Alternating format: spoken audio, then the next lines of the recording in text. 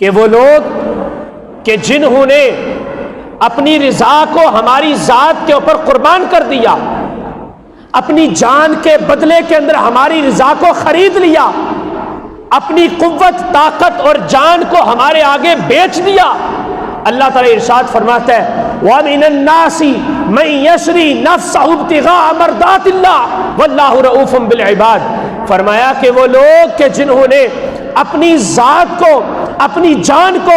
یہی دو چیزیں قیمتی ہیں، ایک بندے کی ذات کا ہونا، ایک بندے کی جان کا ہونا، اس کا کوئی مماثل نہیں ہے۔ پیسہ بھی مل جاتا ہے، دولت بھی مل جاتی ہے، عظمت بھی مل جاتی ہے، شہرت بھی مل جاتی ہے، قوت اور حکومت بھی نصیب ہو جاتی ہے، لیکن جان اور اپنی ذات جو ہے یہ صرف ایک ہی مرتبہ نصیب ہوتی ہے، دوبارہ اس کا ملنا محال ہے۔ اللہ تعالیٰ نے ارشاد فرمایا کہ جن لوگوں نے ہماری رضا کے اوپر اپنی جان کو قربان کر دیا اور ہماری رضا کو خریدنے کے لیے اپنی ذات کو ہمارے آگے بیچ ڈالا، اللہ تعالیٰ فرماتا ہے واللہ رؤوف بالعباد، یہ وہ لوگ ہیں کہ جنہوں نے ہمیں راضی کر لیا، ہم ان سے راضی ہو گئے، یہ ہم سے راضی ہو گئے، اور اللہ رب العزت اپنے بندوں کے ساتھ بہت زیادہ مہربانی فرمانے والا ہے،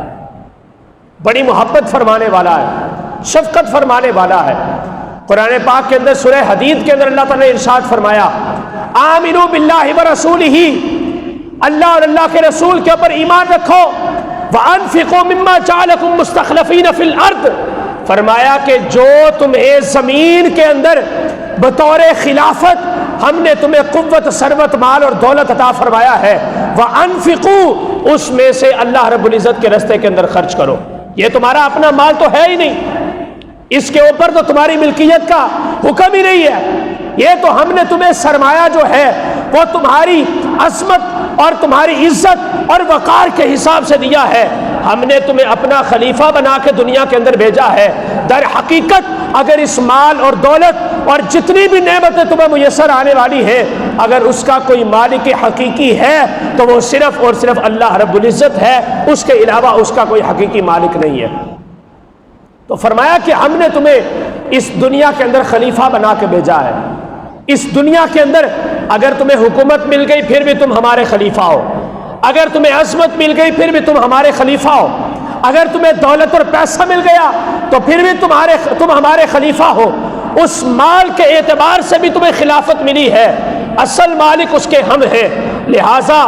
خلافت اگرچہ تمہیں دے دی گئی لیکن خلیفہ ہونے کے باوجود حکم اگر چلے گا تو وہ بادشاہ کا چلے گا، وہ حاکم کا چلے گا، اس حکومت والے کا چلے گا کہ جس کے ہاتھ میں ساری حکومت ہے، سارا اختیارات ہے۔ فرمایا کہ ہم نے تمہیں پیسہ دیا، ہم نے تمہیں دولت دی، ہم نے تمہیں عزت دی، ہم نے تمہیں وقار دیا، ہم نے تمہیں صحت دی، ہم نے تمہیں جان دی، عزت دی، وقار دیا، جو کچھ بھی دیا ہے اس سارے کے مالک ہم ہیں، اور اس ساری چیزوں کو تم نے ہمارے حکم کے مطابق آگے خرچ کرنا ہے،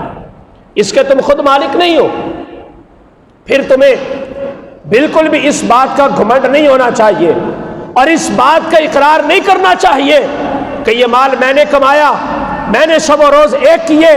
میں نے خون پسینے کی کمائی کو اکٹھا کیا، لہٰذا میرا مال جو ہے وہ مجھ سے کوئی نہیں لے سکتا۔ خبردار، اس بات کا تم کبھی بھی اقرار نہیں کر سکتے۔ یاد رکھنا، جس رب نے تمہیں یہ مال عطا فرمایا ہے وہ رب تم سے وہ مال واپس لے بھی سکتا ہے، اس لیے اگر تمہیں مال دے دیا گیا تو تمہیں چاہیے کہ تم نے اس مال اور دولت اور جو کچھ بھی تمہیں عظمتیں حاصل ہو گئی ہیں، نعمتیں ملی ہیں، ان نعمتوں کو تم نے اللہ رب العزت کے راستے کے اندر اس کی رضا کے مطابق خرچ کرنا ہے۔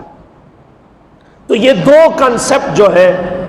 انسانیت کے اعتبار سے ہمارے معاشرے کے اندر موجود ہے، آج بھی پائے جاتے ہیں۔ دور موسیٰ علیہ السلام کے اندر فرعون کے ہوتے ہوئے اگر حامان اور قارون نے اس انداز سے مال و دولت کا مالک ہونے کا دعویٰ کیا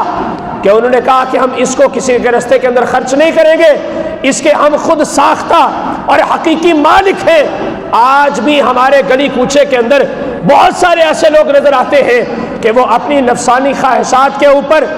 اپنے جناب شاپنگ کے اوپر، اپنی نفسانی خواہشات کو پورا کرنے کی خاطر جو ہے ڈیر و مال جو ہے اس کو دنیا کی نظر کر دیتے ہیں، خرچ کر دیتے ہیں، لیکن جب اللہ کے راستے کے اندر خرچ کرنے کی باری آتی ہے تو اس وقت ان کی بخل اور کنجوسی جو ہے وہ ظاہر ہوتی ہے، اور اس انداز سے وہ اقرار کرتے ہوئے نظر آتے ہیں کہ ہمارے پاس تو ہے ہی کچھ نہیں ہے۔